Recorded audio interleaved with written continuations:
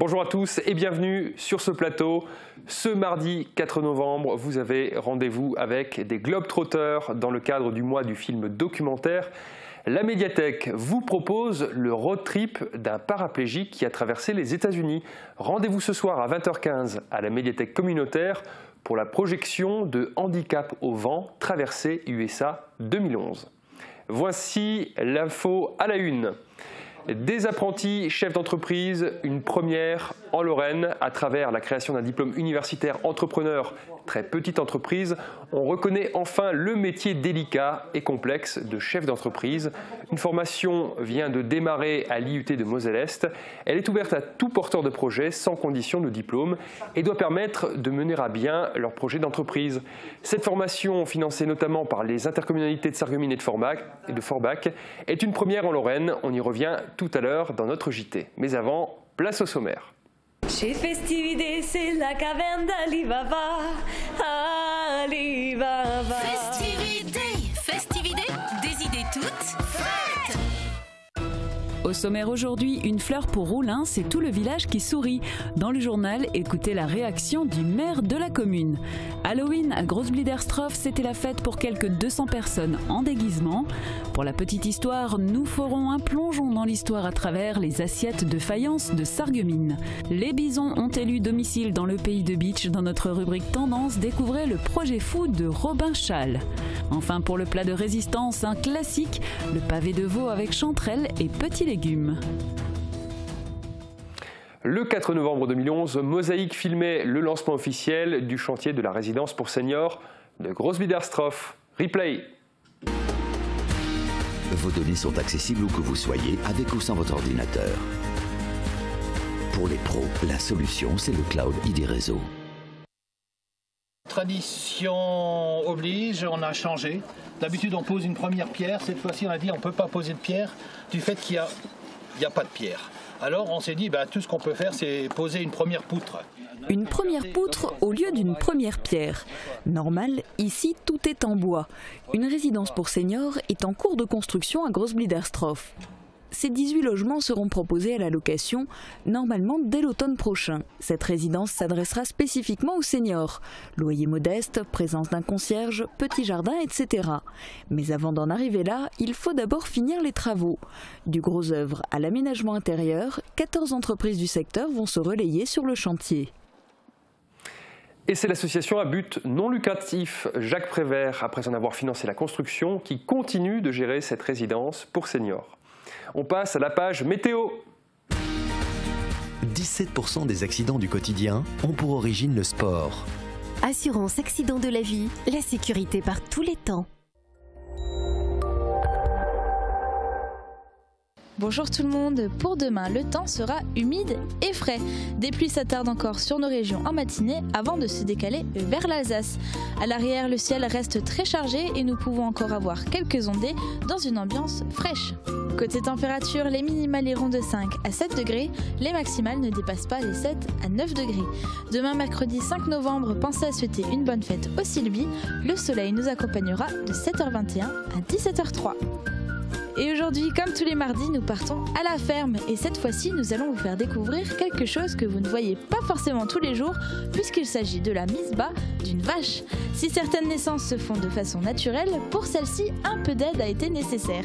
Je vous laisse profiter de cette immersion à la ferme et vous souhaite une très bonne journée. À demain!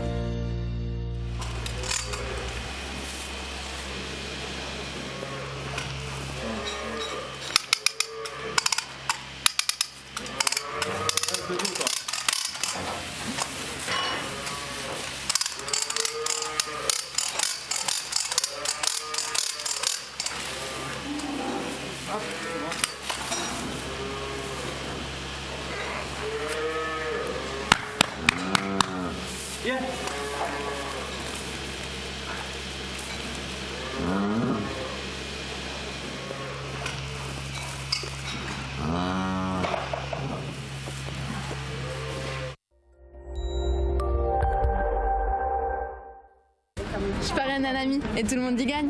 Mon filleul, ma banque et moi. Au Crédit Mutuel, un client satisfait rayonne.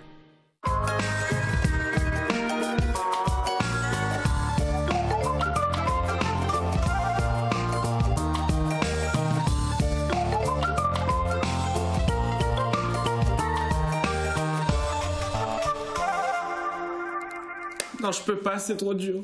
Fais-le. Il faut que tu grandisses, d'accord? Elle est cassée et en plus elle est rose. Tu n'es plus un bébé. Non, ne la jette pas maintenant, on va faire ça bien.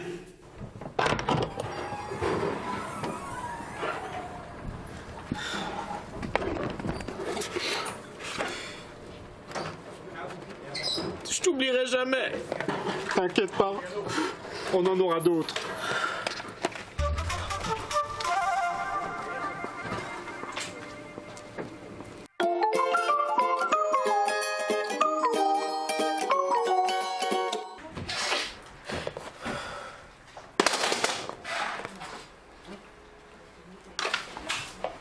Mes condoléances, mon gars.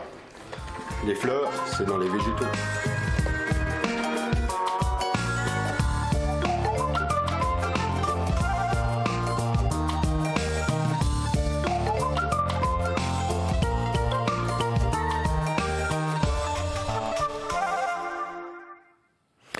En page région du Républicain Lorrain, le film du drame après la rixe dramatique qui a eu lieu à Sarrebourg, causant la mort de Jordan Foran. La vidéosurveillance livre la chronologie des faits. À Forbach, l'IRM fait son entrée au centre hospitalier Marie-Madeleine, une entrée par les airs, spectaculaire et remarquée. À la une du cahier de Sarreguemines, les salariés de l'aéroport de Zweibrücken en pleurs. Le dernier vol commercial est parti hier. 120 personnes attendent un projet de reprise. L'info encore dans notre JT.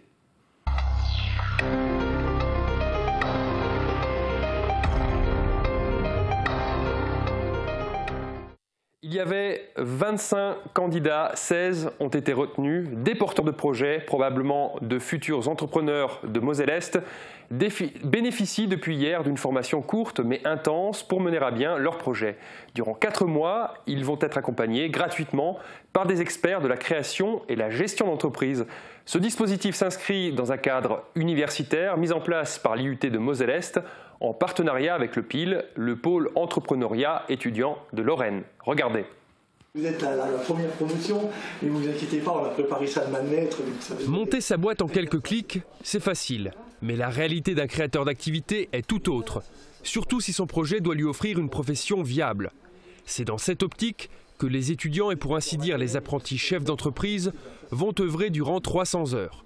Épaulés par 7 encadrants spécialisés dans les différents domaines de la création-gestion d'entreprise, ils vont faire avancer leur projet pas à pas. Ce qui est bien, on a le droit à un accueil vraiment personnel qui est adapté à chacun des projets, qui n'est pas un accueil standardisé. On n'a pas bêtement des cours, on reçoit, c'est du partage et c'est ce qu'il faut. Si la formation aboutit à la délivrance d'un diplôme universitaire, l'idée initiale reste d'offrir un accompagnement sans condition d'accès pour monter son entreprise.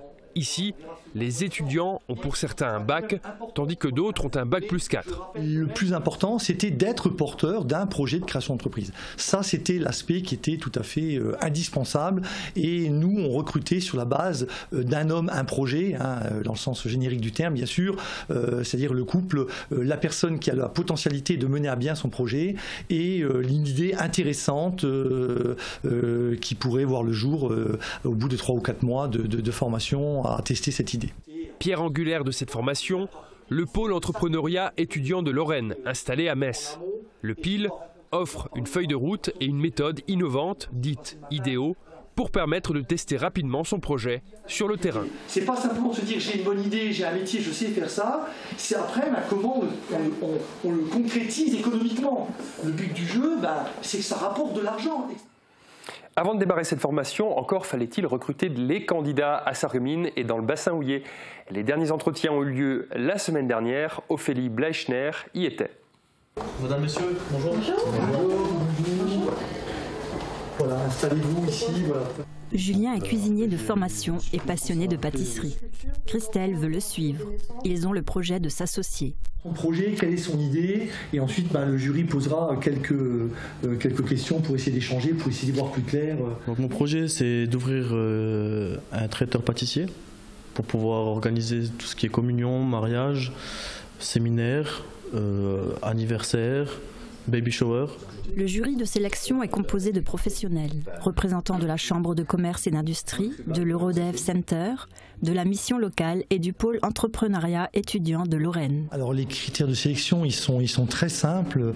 On essaie d'identifier donc la personnalité du porteur de projet et on essaie de voir surtout le couple homme-projet s'il fonctionne bien. C'est-à-dire que si l'idée est intéressante et en n'étant pas créaticide avant d'avoir développé l'idée, de l'avoir vu peut-être transformée ou modifiée ou éprouvée, et on essaie de voir si la personne qui porte ce projet est suffisamment motivée pour aller jusqu'au bout de la formation.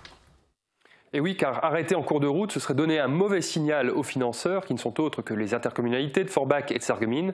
D'ailleurs, l'une des contreparties est que cette formation se déroulera jusque fin décembre à Sarreguemines, puis à Forbach à partir du mois de janvier 2015. Ce n'est pas la saison et pourtant certaines fleurs éclosent, notamment celles qui rappellent que nos villages sont fleuris. Roulin peut désormais se féliciter d'une nouvelle distinction. Le fleurissement des rues a permis à la commune de décrocher la première fleur, une décoration qui récompense le travail du service technique et de l'engagement des élus, comme en témoigne Jean Carman. Regardez. L'automne n'est pas forcément la saison des fleurs, mais à Roulin, elle a vu fleurir une fleur d'un type nouveau. La commune a en effet décroché sa première fleur, une décoration recherchée depuis plusieurs années et qui lui a été décernée lors de la publication du palmarès 2014. Cela a nécessité une visite d'un jury départemental qui a par la suite proposé la commune à un jury régional. Alors, le jury régional, lui, est venu le 7 juillet. Un jour où il faisait très mauvais temps, donc c'était vraiment pas de chance. Mais bon, ils ont certainement pris en compte cette problématique. Et donc un parcours avait été prévu et dans la même voiture avec le jury, nous avons fait le tour du village, des entrées du village et puis des endroits emblématiques qu'il fallait montrer pour effectivement impressionner entre guillemets le jury. Et le jury a effectivement été convaincu par le travail des 5 agents du service technique, dont 2 sont tout particulièrement affectés au massif fleuri. L'objectif pour Roulin est désormais de maintenir la qualité du fleurissement en attente du prochain passage du jury. Ce sera dans 3 ans. La saison est à la trouille, la citrouille d'Halloween. À Großbiederstroff, des monstres, tous plus hideux les uns que les autres, se sont retrouvés pour faire la fête. Au programme, Zumba, jeux de société et histoire hantée. Un reportage de Bernard Lange et Guillaume Dumonteil.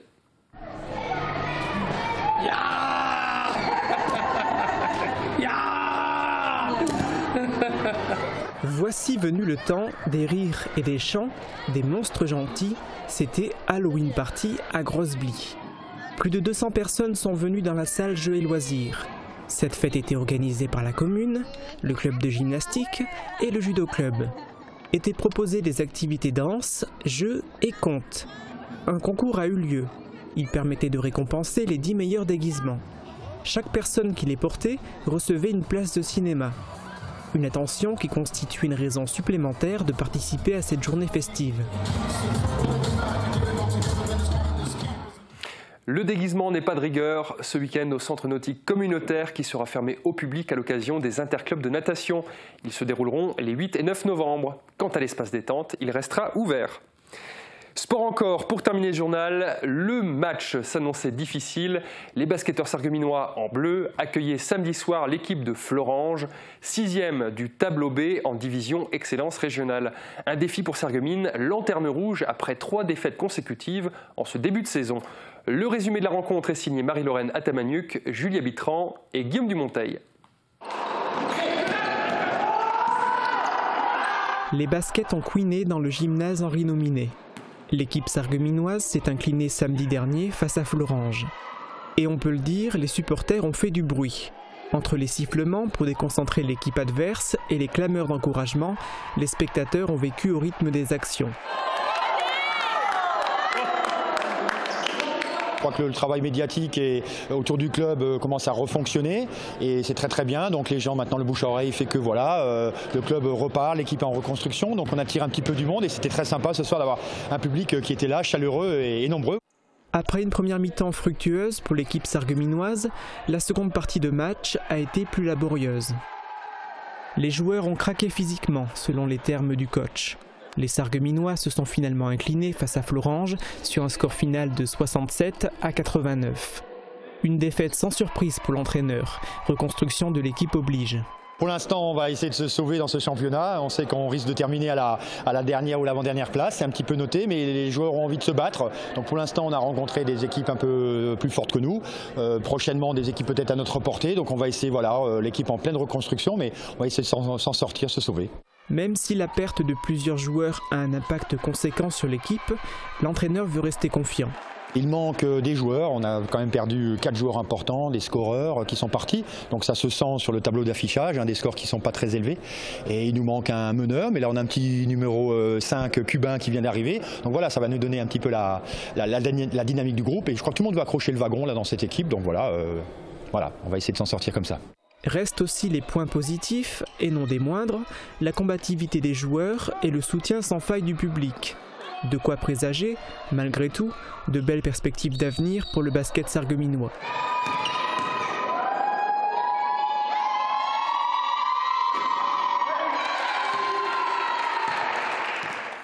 Fin du journal, restez avec nous. Poilu et Bison accompagnent notre cuisinier de la semaine.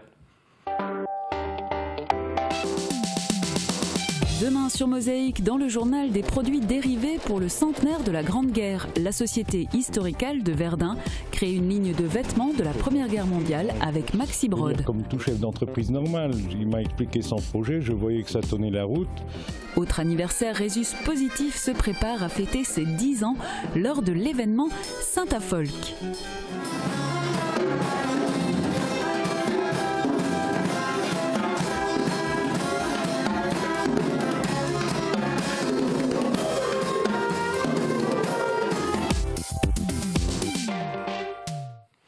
Au début des années 20, les assiettes de la faïencerie de Sarreguemines illustrent le retour de l'Alsace-Lorraine à la France. Vous allez comprendre que l'histoire ne retient parfois qu'une partie des faits.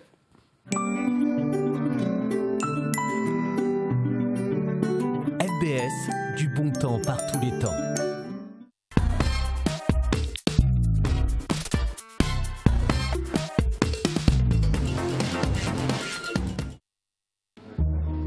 Vous connaissez sans doute la rue du 22 novembre à Strasbourg. C'est ce jour-là que le général Gouraud et ses troupes entrent dans la ville.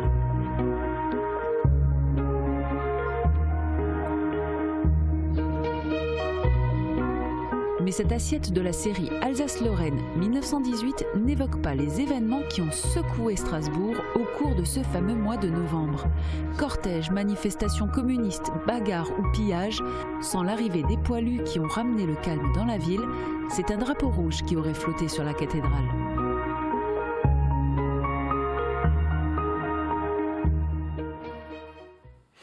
Près d'un siècle après la Grande Guerre, la Lorraine vit en certains endroits à la mode américaine. C'est vrai, à Petit-Ré-d'Archin, où la commune accueille près de 180 bisons, la propriété de Robin Schall. Quand il a repris la ferme de son grand-père, il a décidé d'élever cet animal mythique plutôt que des vaches laitières. Et il ne regrette pas ce choix. Un reportage de Johnny Litzenbourger et Guillaume Dumonteil. Avec Firch Menuiserie, votre maison devient tendance.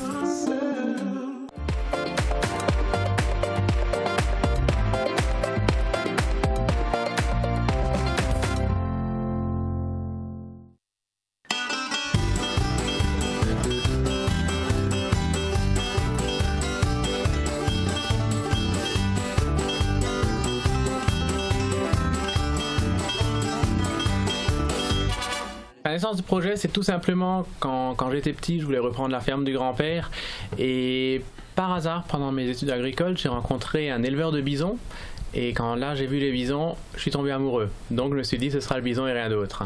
Donc là, c'est vrai qu'après, suite à différentes recherches, je suis allé voir différents éleveurs, en Europe principalement.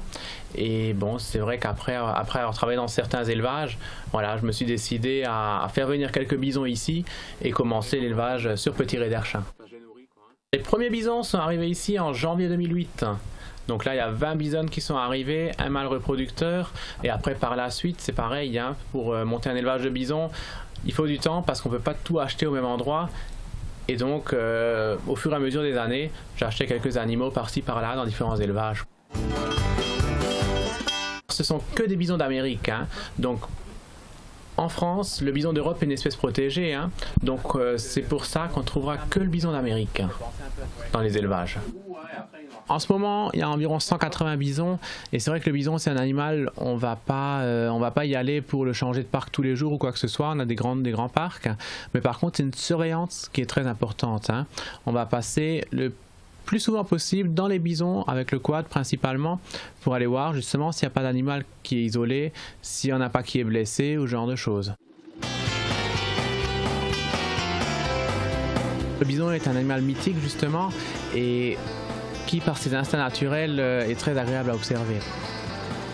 C'est-à-dire rien que la période de naissance, hein, c'est une période où on va quasiment pas intervenir et c'est vrai que là on va toujours regarder quand même que le bison arrive bien à boire et tout ça, mais c'est vrai qu'ils ont beaucoup plus l'instinct que le bovin ou d'autres animaux parce que c'est un animal sauvage. Ouais.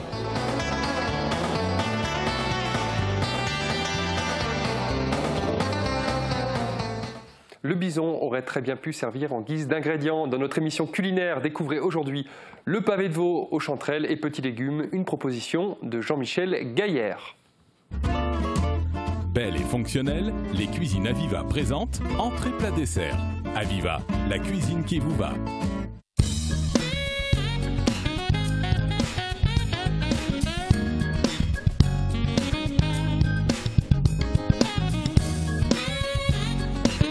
Bonjour à tous, cette semaine en plat, nous vous proposons un pavé de veau aux chanterelles jaunes, petits légumes et galettes de pommes de terre.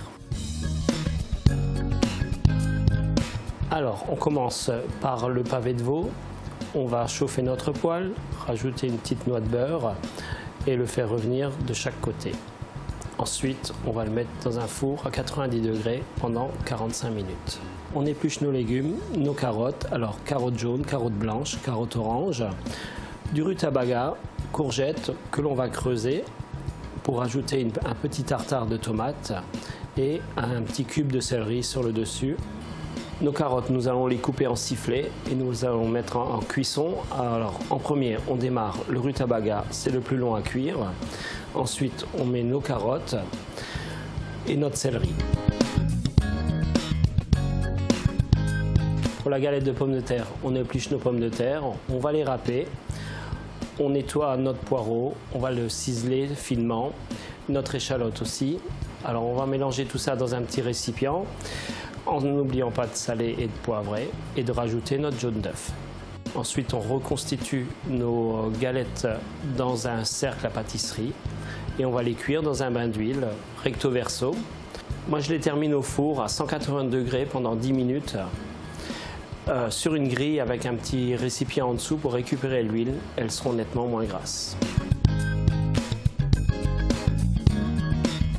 Pour la sauce, on déglace notre poêle où on a cuit notre viande avec du vin blanc. On rajoute notre jus de veau, on laisse réduire le tout, on passe ça au chinois et on réserve. Pour nos chanterelles, on les trouve bien sûr dans les bois, c'est la saison en ce moment, mais on peut très bien les trouver chez un primeur. On commence à chauffer notre poêle, à rajouter notre doigt de beurre, on les fait revenir, on sale, on poivre, on rajoute notre échalote, notre ail et notre persil, et c'est prêt.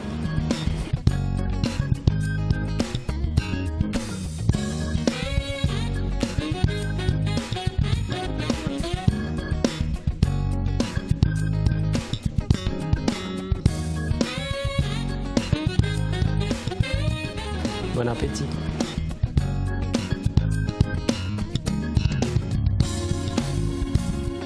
Suite et fin de la recette demain.